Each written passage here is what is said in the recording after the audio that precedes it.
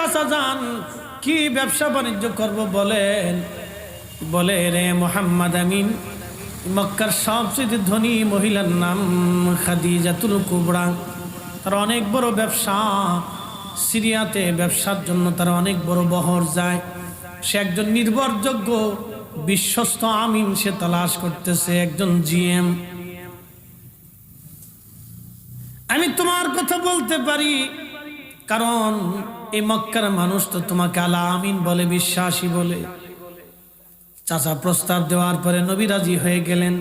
নবীজি বললেন, চাচা যান, ঠিক আছে, আপনি খাদিজার কাছে প্রস্তাব নিয়ে যেতে পারেন।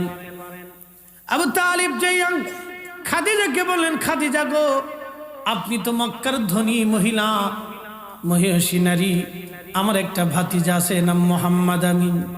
আপনি তো নাম শুনেছেন, বড় বিশ্বস্ত আমার ভাতিজা।